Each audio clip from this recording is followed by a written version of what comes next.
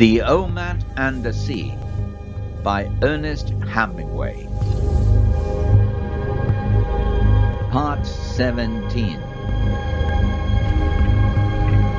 He had sailed for 2 hours, resting in the stern, and sometimes chewing a bit of the meat from the marlin, trying to rest and to be strong, when he saw the first of the 2 sharks. "Aye," he said aloud.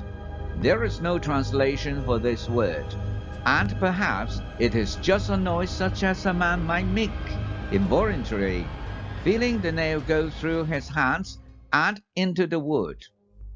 "Galanos," he said aloud. He had seen the second fin now coming up behind the first, and had identified them as shovel-nosed sharks by the brown triangular fin and the sweeping movements of the tail.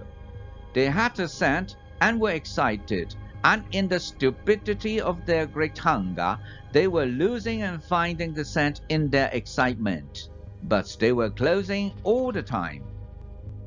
The old man made the ship fast and jammed the tiller. Then he took up the oar with the knife lashed to it. He lifted it as lightly as he could, because his hands rebelled at the pain.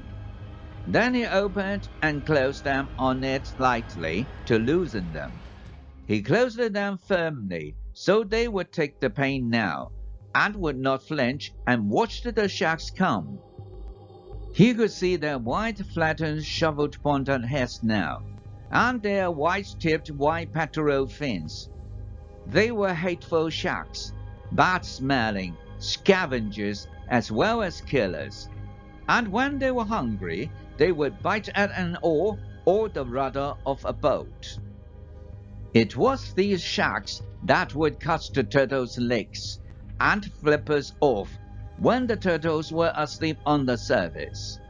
And they would hit a man in the water if they were hungry, even if the man had no smell of fish blood nor of fish slime on him. "Aye," the old man said. "Galanos! Come on, Galanos!" They came, but they did not come as the Mako had come. One turned and went out of sight under the skiff, and the old man could feel the skiff shake as he jerked and pulled on the fish. The other watched the old man with his slitted yellow eyes, and then came in fast with his half circle of jaws wide to hit the fish where he had already been bitten. The line showed clearly on the top of his brown head, and back where the brain joins the spinal cord. And the old man drove the knife on the oar into the juncture, withdrew it, and drove it in again into the shark's yellow cat-like eyes.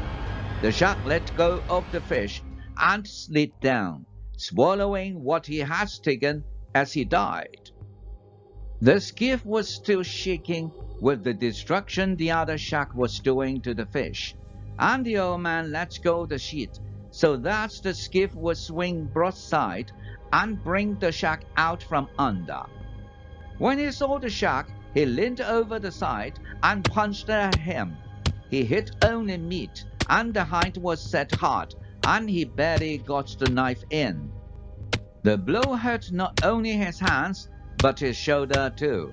But the shark came up fast with his head out, and the old man hit him squarely in the center of his flat-topped head, as his nose came out of water and lay against the fish.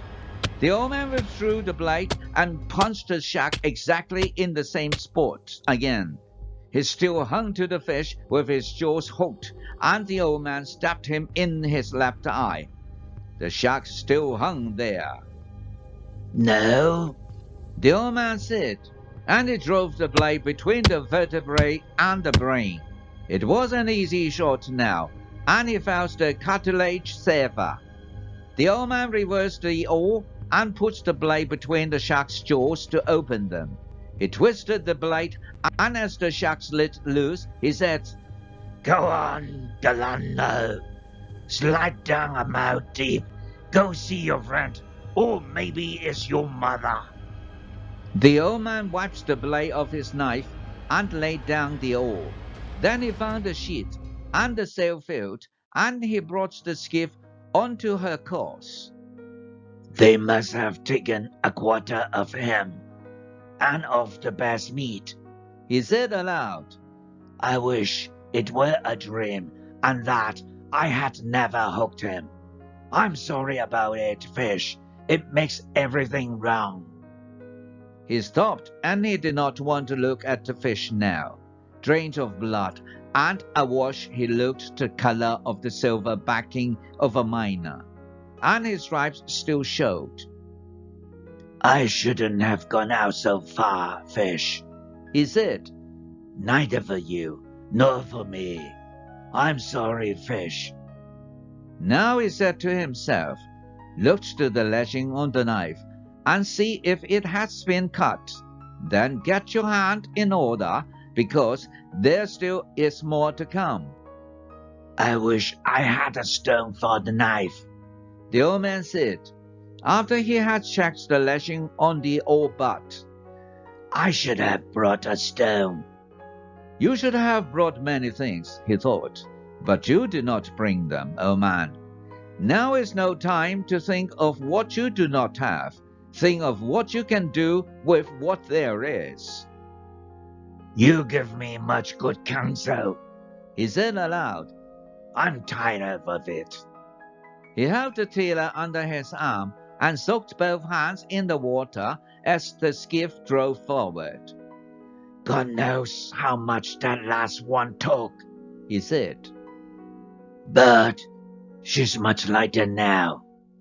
He did not want to think of the mutilated underside of the fish.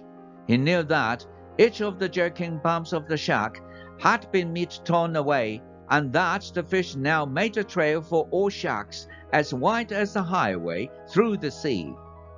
He was a fish to keep a man all winter, he thought. Don't think of that. Just rest and try to get your hands in shape to defend what is left of him. The blood smell from my hands means nothing now with all that scent in the water. Besides, they do not bleed much. There is nothing cut that means anything. The bleeding may keep the left from cramping. What can I think of now? He thought. Nothing. I must think of nothing and wait for the next ones. I wish it had really been a dream, he thought, but who knows, it might have turned out well. The next shark that came was a single shovel nose. He came like a pig to the trough if a pig had a mouth so wide that you could put your head in it. The old man let him hit the fish and then drove the knife on the old thorn into his brain. But the shark jerked backwards as he rolled, and the knife blade snapped. The old man settled himself to steer. He did not even watch the big shark sinking slowly in the water, showing first life-size, then small, then tiny. That always fascinated the old man, but he did not even watch it now. I have the gaff now, he said, but it will do no good. I have the 2 oars, and the tiller, and the short club. Now they have beaten me, he thought. I am too old to club sharks to death, but I will try it as long as I have the oars and the short club and the tiller. He put his hands in the water again to soak them. It was getting late in the afternoon, and he saw nothing but the sea and the sky. There was more wind in the sky than there had been, and soon he hoped that he would see land. You're tired, old man, he said. You're tired inside. The sharks did not hit him again until just before sunset. The old man saw the brown fins coming along the wide trail the fish must make in the water. They were not even quartering on the scent. They were headed straight for the skiff, swimming side by side. He jammed the tiller, made the ship fast, and reached under the stem for the club. It was an oar handle from a broken oar sawed off to about 2.5 feet in length. He could only use it effectively with one hand because of the grip of the handle, and he took good hold of it with his right hand, flexing his hand on it. As he watched the sharks come, they were both galanos. I must let the first one get a good hold and hit him on the point of the nose or straight across the top of the head, he thought. The two sharks closed together, and as he saw the one nearest him open his jaws and sink them into the silver side of the fish, he raised the club high and brought it down heavy and slamming into the top of the shark's broad head. He felt the rubbery solidity as the club came down, but he felt the rigidity of bone too, and he struck the shark once more hard across the point of the nose as he slid down from the fish. The other shark had been in and out, and now came in again with his jaws wide. The old man could see pieces of the meat of the fish spilling white from the corner of his jaws as he bumped the fish and closed his jaws.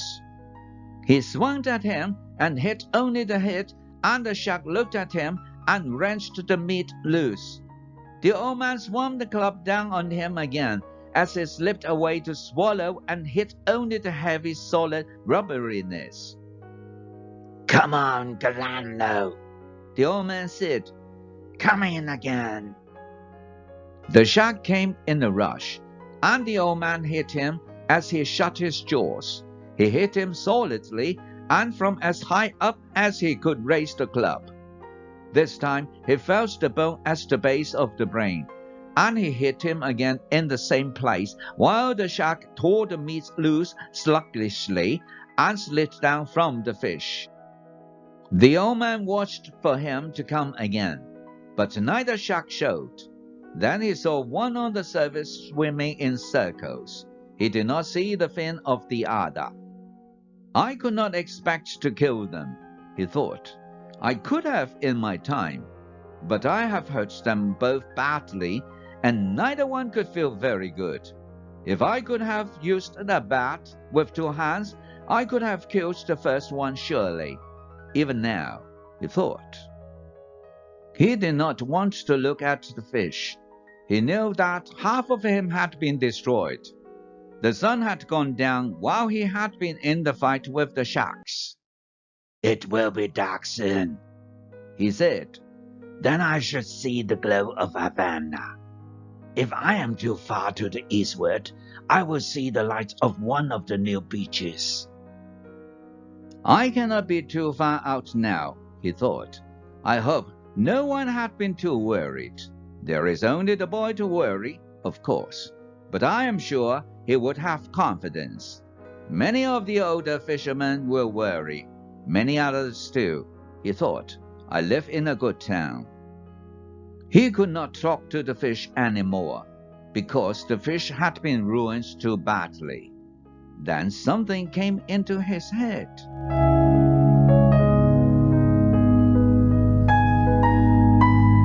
Thank you for watching. This is the end of part 17. To be continued in part 18. If you like the story, please like, share, and subscribe. See you then.